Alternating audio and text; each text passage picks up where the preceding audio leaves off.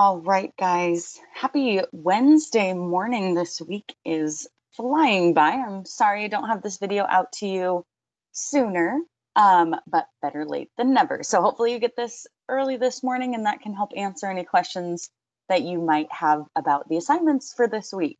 So obviously you guys know we did not have school on Monday, so no assignments were due, no activities for you. If you haven't quite gotten your week started yet, we'll start with Tuesday and then work our way to the end of the week on Friday. So again, this is weird. I don't know why Khan Academy is like this, but for some reason, some of these lessons do not have Khan Academy practice with them. So enjoy another lesson video. Just watch it, but no Khan Academy practice for that one. If you want to keep chunking away at Khan Academy, like Unit 8 stuff that I've assigned you for statistics, you're welcome to do that. Or if you just want to take a little break from math, that is fine as well. So just the lesson video this week, no Khan Academy practice for Tuesday for lesson 12. In writing this week, we are continuing to talk about Shakespeare, and now we're delving into his language, his figurative language, his word choice, things like that. So make sure that you guys watch the lesson videos. Those are going to be super helpful. This week, I believe, is taught by another one of my friends, Mrs. Tollett, over at Hamblin, who's great. And you guys do have a lesson associated with that one. So lesson 1, Shakespeare's language. Let's go check that out. Make sure that we know kind of what is due for that. So I'm going to go to Teams. Let's see if I can make this work. And I'm going to go to our Room 211 Teams, like usual, and go up to assignments.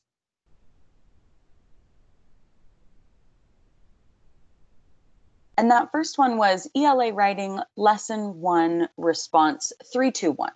So I want to show you guys this because I linked a lot of different documents and I want you to see what is actually expected. So this first document that you can read, you can open it, take a look at it. This just breaks down exactly what is due for you. So I'm going to open this in Teams, although you wouldn't do this. This is just a quick way for me to access the information. So don't follow these steps. You would actually want to open it in Word. Okay, so you are going to, I took something out and I want to find where it is. I can't remember if it's in this lesson or lesson 2, where I am going to have you guys, it must be in lesson 2, sorry. I'm going to have you guys do a note-taking page, and I've linked that in the assignment, and you're going to do a 3-2-1 response to lesson 1. So let's go back and let's take a look. So again, this is just the overview of what you're going to be doing. And then down here, these are the documents that you will actually be manipulating or typing into. So I'm going to open this in Teams. You guys would open this in Word, download your own copy so that you can manipulate it. So again, don't do what I'm doing. This is just so that you guys can see sort of what's expected of you. So, all right, it says, after you read the text, stop after each section and reflect on your reading by recording your learning in the boxes below. It says you can draw images. Obviously, with this being digitalized and on the computer, that's a little more difficult. So if I were you, you should be able to click into these text box when you open it in Word. And I like this part. This is what, if I were you, man, this is what I would do. It says include any unknown words or phrases, as well as new words and phrases you discover during your reading. So if I were you, don't make this more complicated than it needs to be. Write down a few new words or phrases that you learn while you're following along with the reading of The Taming of the Shrew, Shakespeare's language. So I'm going to open that. I'm going to show you guys where that is, and then we'll go back to the 3-2-1. So don't forget about our Teams files, all sorts of important resources in here, including the Taming of the Shrew Shakespeare's Language PDF. This is exactly what your Springboard books would have looked like. And this is what Mrs. Tollett will be walking you through in the lesson. So you'll see in the note-taking page that it asks you to include words or unknown phrases from each section. And you'll see those sections, they match up with the titles here in the Springboard PDF. So Shakespeare's words, Shakespeare's wordplay, Shakespeare's sentences and syntax. And again, write down anything that is just interesting, anything new, especially any unknown words or phrases. And you can just do like one in each box. Please don't make this harder than it needs to be. I know that I kind of loaded you guys up with some assignments this week, and I apologize for that. So make this easy on yourself. So where you saw those subheadings, this is where you would come and you would click and write down any unknown words, new words. And again, you can just use this as you follow along with Mrs. Tollett's lesson. You can just be writing this down as you kind of pause the video, come to this document, type a response, and then keep going. So use this almost like you would if we were in regular school. You could follow along with me in a lesson and just be recording your thinking. So you don't have to save this till the very end. You can be doing that document while you follow along with the lesson. Then it has you go and do a 3-2-1. And this is just super simple, super quick.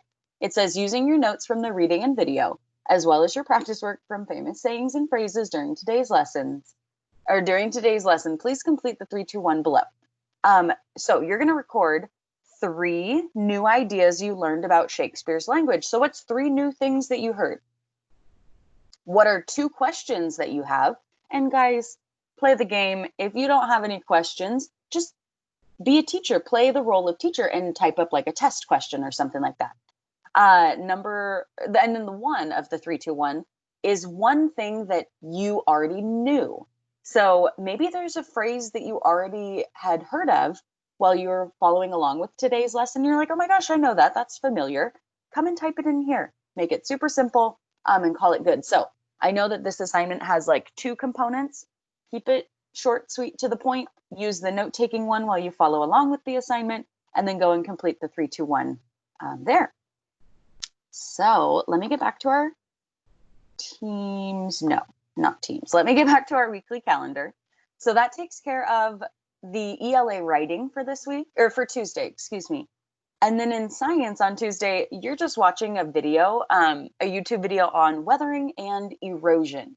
And it's very kidified. I think it's like 8, maybe 10 minutes, maybe even not that long.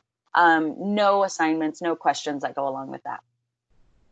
Then today, you are going to be sort of jumping back into our science textbooks. There is a PDF version of Chapter 14, Section 1 on teams, and that's what you see right here. And then you're going to have some science response questions to answer. They come from the review questions in the back of the section. So let's go check that out. This is something new, sort of a nod to the way that we used to do school. So when you come into our resources for this week and you go to science, you will see a PDF that you can click on. Oh, it's so nice. It's so familiar. So this is what I was talking about, where this is like, man, this is like regular school. What we would have been doing is working through, reading through our textbook. So you're going to start this week on weathering. You'll learn about what weathering is, the different types of weathering. And basically these are processes that break down material on Earth. So watch the video on YouTube first, and then you'll come here today and you'll do the reading and read. Okay, it's a doozy, I'm sorry, but they're pretty, I mean, the sections themselves are pretty short because there's so many pictures that go along with it. And then one thing that I want you guys to maybe pay attention to that we didn't necessarily highlight in class, the sides of these pages, some of them have some experiments for you to do or activities that are like, hey, check this out. Now might be the time that you actually go and check those out. So if you're really bored and you want to do something that involves weathering, or this is interesting to you, take a look at the sides here. There's challenges, challenge questions, and things like that. So take a look at the sides. And if you want to do those, more power to you. But I just wanted to point that out, that those are there for you if you want to. So you'll read section 1 of chapter 14. And then in your assignments, you have some comprehension questions that go along with that. So down here in science response questions, I've linked the PDF for you again. So if you want to have that pulled up, that's fine. If you want to access it through the Teams files, that's fine. Again, don't access this through Teams. You would download a copy of this. And it's just 4 short questions. So it says, after reading chapter 14, section 1 on Teams, complete the comprehension questions below. Be sure to answer in complete sentences and cite evidence or examples from the text when it makes sense.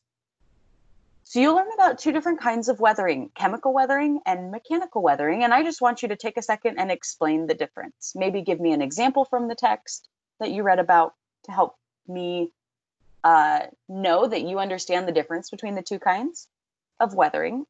Question 2, I gave you a page number. So man, I'm really trying to help you out here.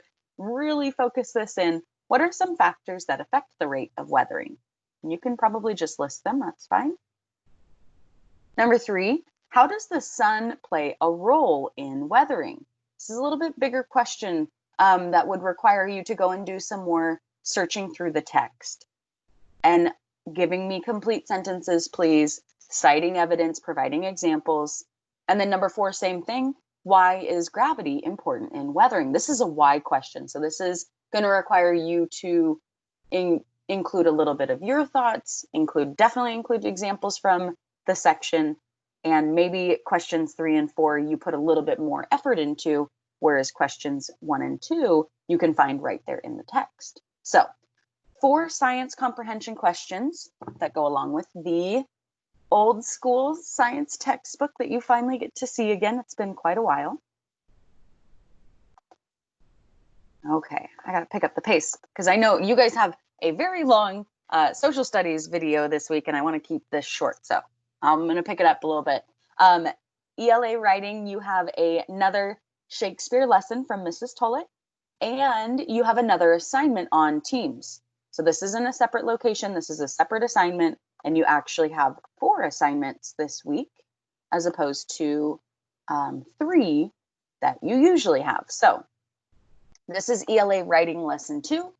Let's check that out really, really fast.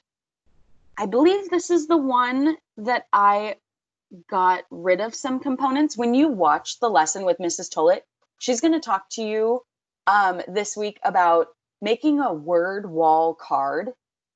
Forget that. I deleted that. You guys have enough on your plates, and I was trying to make this not too overwhelming for you. So if you hear Mrs. Tollett talk about a word wall card, don't worry about that. You don't have to worry about that. Just do the assignments that I've given you. So this one is an explanatory paragraph about 4 or 5 sentences. And it says, explain what you have learned about Shakespeare's use of language. That's it. What did you learn about Shakespeare's use of language? So throughout that lesson, what did you learn? And then what do you now understand better? Eventually, we're going to read a copy of The Taming of the Shrew. And so what are you going to be able to understand more now that you've worked through those 2 lessons? So just explaining the information that you've learned, explaining anything that you didn't know before, but you do know now. So that one should be pretty easy, not super academic. You don't have to necessarily cite text evidence. This one is explaining what you know after completing the 2 lessons. So what do you know about Shakespeare's use of language? All right. So let me get back to the weekly calendar here. All right, so that takes care of Wednesday. on Thursday, because it is a short week, we still have our virtual class meeting. I'm so excited to see your pets or stuffed animals or both, if you can get both. So that is at 10 o'clock. Super excited. And then on Thursday, because it's a short week, I did give you a social studies video to watch. I did another live recording of a PowerPoint. And so hopefully that's enjoyable to you. If not, you guys are always welcome to just click through these sections on Pearson Realize. You don't have to listen to the video recording if you don't want to, because they can get long, and I'm sorry for that. So Thursdays is Alexander the Great, chapter 11, section 2. And the reason why I included the chapter 11, section 2 is so for those of you that want the Pearson Realize version, I'm going to show you where you can find that so that you can read the text that I made the PowerPoint from.